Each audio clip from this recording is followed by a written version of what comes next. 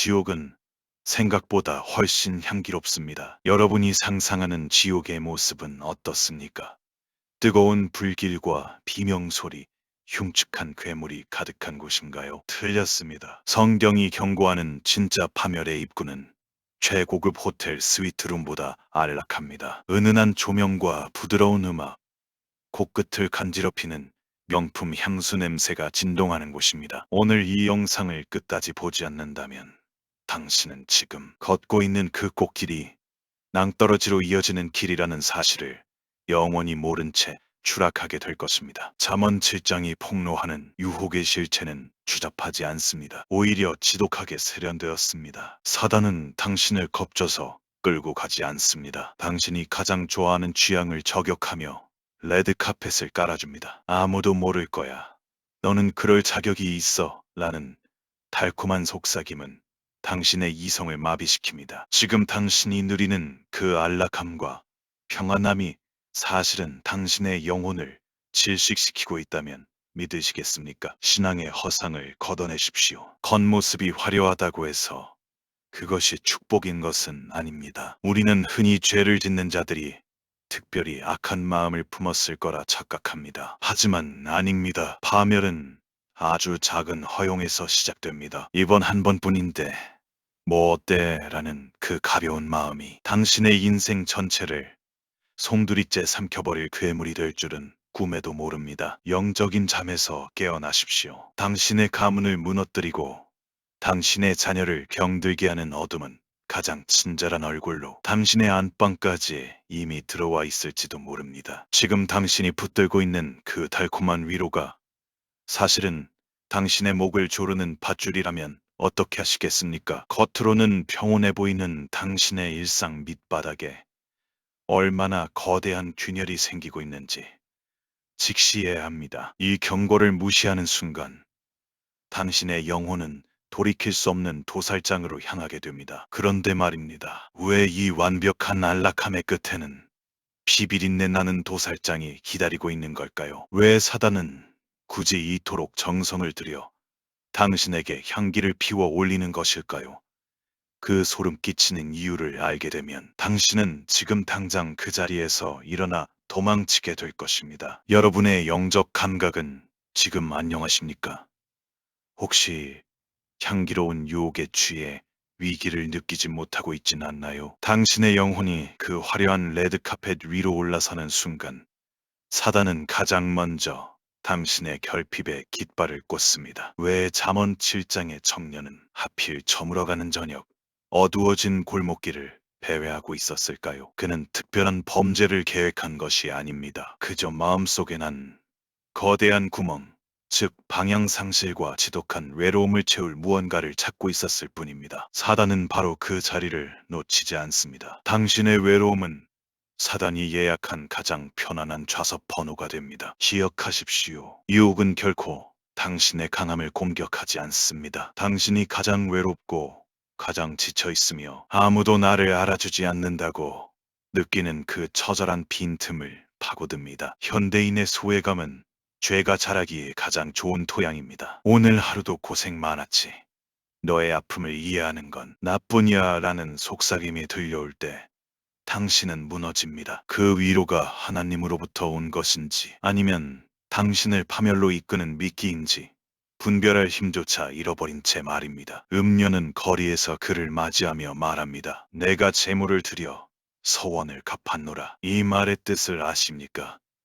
그녀는 종교적인 열심이 있는 척, 거룩한 척하며 다가왔다는 겁니다. 죄는 때로 영적인 위로의 탈을 쓰고 옵니다. 이 정도는 하나님도 이해하실 거야. 너의 행복이 하나님의 뜻이야라는 비성경적인 자기 합리화가 당신의 영적 성벽을 무너뜨립니다. 목자의 심정으로 호소합니다. 당신의 감정을 하나님의 말씀보다 우위에 두지 마십시오. 당신의 공허함을 세상의 위로로 채우려 하지 마십시오. 사단은 당신의 결핍을 정확히 알고 있습니다. 당신이 인정받고 싶어 할 때 칭찬으로 오고 당신이 돈에 굶주려 있을 때 기회로 옵니다. 하지만 그 모든 친절함은 당신의 영혼을 낚아채기 위한 낚싯바늘일 뿐입니다. 당신의 외로움을 이용해 가정을 파괴하고 당신의 공허함을 이용해 평생 쌓아온 영적 권위를 무너뜨리려 합니다. 지금 당신 곁에서 당신의 상처를 만져주는 그 손길이 정말 생명의 손길입니까? 그런데 이 친절한 위로자가 건넨 첫 마디 속에 당신의 인생을 송두리째 날려버릴 치명적인 독이 숨겨져 있다는 사실을 알고 계십니까? 그 대화의 문이 열리는 순간 당신은 절대 돌아올 수 없는 강을 건너게 됩니다. 그녀가 당신에게 제안한 그 비밀스러운 약속의 정체는 무엇일까요? 지금 여러분의 마음을 가장 흔드는 달콤한 위로는 무엇인가요? 그것이 혹시 말씀에서 벗어난 것은 아닌지 스스로에게 질문해 보십시오. 분별의 지혜를 함께 나누고 싶다면 댓글을 남겨주시고 영적 파수꾼으로 바로 서기 위해 이 채널을 구독해 주십시오. 이제 그 달콤한 대화 속에 숨겨진 날카로운 칼날을 확인하러 가겠습니다. 침실의 문이 열리고 당신이 마주한 풍경은 환상적입니다. 잠언 7장의 음녀는 말합니다. 내 침상에는 이집트의 고운 이불을 펴두었고 모리약과 침향과 계피를 뿌렸노라. 눈이 부실 정도로 화려한 침구와 코끝을 마비시키는 강렬한 향기. 이것이 사단이 당신을 위해 준비한 성공과 쾌락의 실체입니다. 사람들은 이 향기에 취해 자신이 지금 어디로 발을 들이고 있는지조차 망각합니다. 하지만 15년 동안 성경의 진실을 파헤쳐온 전문가로서 저는 오늘 그 화려한 포장지를 찢어버리려 합니다. 이 대목에서 쓰인 모략과 침향의 정체를 아십니까? 이것들은 고대 세계에서 가장 값비싼 향료였지만 동시에 시신을 닦고 방부 처리할 때 반드시 필요한 재료들이었습니다. 즉, 그녀가 뿌려둔 향수는 살아있는 사람을 위한 것이 아니라 죽은 자의 냄새를 덮기 위한 장례용 향수였다는 뜻입니다. 당신이 인생의 절정이라고 믿었던 그 침대가 사실은 영적인 시신들이 누워있는 차가운 관짝이라면 그래도 그곳에 눕겠습니까? 죄의 실체는 이토록 기괴하고 참혹합니다. 유혹은 언제나 남편이 멀리 떠나고 집에 없다고 속삭입니다. 익명성, 이라는 가면을 씌워주는 것이죠. 아무도 모를 것이라는 착각. 나만 입 다물면 완벽한 비밀이 될 거라는 오만함이 당신을 도살장으로 이끕니다. 성경은 말합니다. 청년이 그녀를 따르는 것이 소가 도수장으로 가는 것과 같고 어리석은 자가 벌을 받으러 쇠사슬에 매이러 가는 것과 같다고 말입니다. 필사적으로 도망쳐야 할 자리에서 당신은 지금 즐겁게 춤을 추고 있지는 않습니까? 당신의 영혼이 난도질 당하고 있는데 코앞의 향기 때문에 숨이 막히는 줄도 모르고 있지는 않나요? 예언자적 심정으로 선포합니다. 당신이 지금 몰래 즐기고 있는 그 은밀한 취미, 하나님보다 더 사랑하는 그 우상은 당신을 지켜주지 않습니다. 오히려 당신의 영혼을 마비시켜 서서히 죽여갈 뿐입니다. 쾌락의 침실인 줄 알고 들어갔으나 그곳의 실체는 음부의 길이며 사망의 방으로 내려가는 지옥의 현관문입니다. 사단은 당신에게 오늘을 주고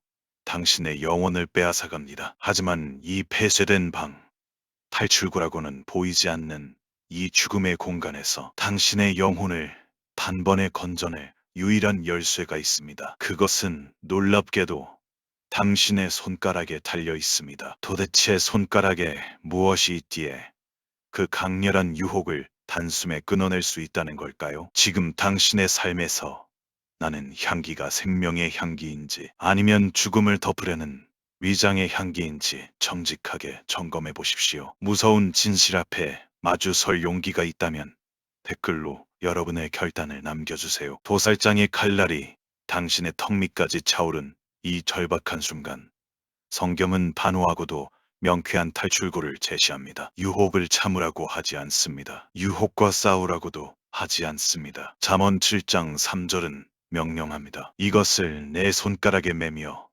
이것을 내 마음판에 새기라. 당신의 영혼을 건져낼 유일한 열쇠는 바로 하나님의 법을 당신의 몸 일부처럼 결박하는 말씀의 밀착입니다. 유혹의 향기보다 말씀의 울림이 더 크게 들리게 만드는 영적 시스템을 구축해야만 살 수 있습니다. 많은 이들이 유혹이 올 때 비로소 기도를 시작하고 의지를 불태웁니다. 하지만 그때는 이미 늦었습니다. 음녀의 입술은 꿀보다 달콤하고 그 말은 기름보다 매끄럽기 때문입니다. 당신의 의지는 생각보다 나약합니다. 그래서 성경은 지혜를 누이라 부르고 명철을 친족이라 하라고 가르칩니다. 유혹이 문을 두드리기 전에 이미 말씀과 한 가족이 되어야 한다는 뜻입니다. 거실에 앉아있는 가족을 모른 척할 수 없듯이 말씀이 당신의 생각과 행동을 실시간으로 감시하고 보호하는 가장 가까운 존재가 되게 하십시오. 손가락에 매라는 것은 당신이 하는 모든 일에 말씀이 간섭하게 하라는 상징입니다. 당신이 스마트폰을 쥐는 손가락, 계약서에 서명하는 손가락, 누군가를 가리키는 그 손가락에 하나님의 기준이 매여 있습니까? 마음판의 색이라는 것은 감정에 휘둘리지 않는 철저한 기준을 세우라는 예언적 선포입니다. 신앙의 허상은 나중에 회개하면 되지라고 속삭이지만 진짜 믿음은 죄의 근처에도 가지 않도록 스스로를 말씀의 쇠사슬로 묶는 것입니다. 당신의 영혼과 가문을 살리고 싶다면 지금 당장 그 손가락에 말씀의 반지를 끼우십시오. 목자의 심정으로 눈물로 호소합니다. 당신의 기준이 무너지면 당신의 자녀가 무너지고 당신의 영적 성벽이 허물어지면 당신의 가문이 조토화됩니다. 지혜를 타인이 아닌 당신의 혈육처럼 사랑하십시오. 말씀이 당신의 본능이 될 때 비로소 음녀의 세련된 속삭임은 역겨운 악취로 변하게 될 것입니다. 유혹을 이기는 힘은 당신에게서 나오는 것이 아니라 당신에게 매여 있는 말씀의 권능에서 나옵니다. 그런데 말입니다. 이처럼 말씀을 손가락에 메고 마음판에 새기는 순간 당신의 삶에는 단순한 보호를 넘어선 놀라운 기적이 일어나기 시작합니다. 당신을 무너뜨리려던 그 어둠의 세력들이 오히려 당신을 보며 공포에 떨게 되는 이유가 무엇일까요? 말씀의 결박을 선택한 당신 앞에 이제 사망의 방은 무너지고 승리의 대로가 열립니다. 유혹을 이겨낸 자는 단순히 죄를 짓지 않은 사람에 머물지 않습니다. 성경의 법을 손가락에 메고 마음판에 새긴 당신은 이제 어둠의 권세가 감히 범접할 수 없는 하나님의 비밀 병기로 거듭난 것입니다. 잠언 7장의 비극적인 청년은 도수장의 소처럼 끌려갔지만 말씀을 품은 당신은 어둠의 통로를 끊어내고 가문을 재건하는 영적 파수꾼으로 우뚝 서게 됩니다. 기억하십시오. 당신이 유혹의 달콤한 향기를 거절하고 말씀의 쓴소리를 선택했을 때 당신의 영적 성벽은 이전보다 훨씬 견고해졌습니다. 사단은 이제 당신을 만만하게 보지 못합니다. 당신의 눈빛에서 뿜어져 나오는 말씀의 권위, 당신의 손가락 끝에 매여 있는 하나님의 기준을 보며 어둠은 공포에 떨며 물러갑니다. 이것이 바로 거룩이 가진 힘이며 승리자가 누리는 영적 권세입니다. 당신의 결단 하나가 무너져가던 가정의 기둥을 세우고 방황하던 자녀들의 길표가 될 것입니다. 예언자적 권위를 담아 선포합니다. 더 이상 당신은 외로움에 허덕이며 골목길을 배회하는 자가 아닙니다. 당신은 하늘의 지혜를 누이라 부르며 명철과 친족이 된 하늘의 귀족입니다. 세상이 주는 첼라의 쾌락과는 비교할 수 없는 평강이 당신의 삶을 덮을 것입니다. 모략과 침향의 죽음 냄새가 아니라 당신의 삶에서 그리스도의 진한 생명 향기가 흘러나와 죽어가는 영혼들을 살려낼 것입니다. 당신은 이제 사명을 가진 자로서 당당히 세상의 한복판으로 걸어 들어가십시오.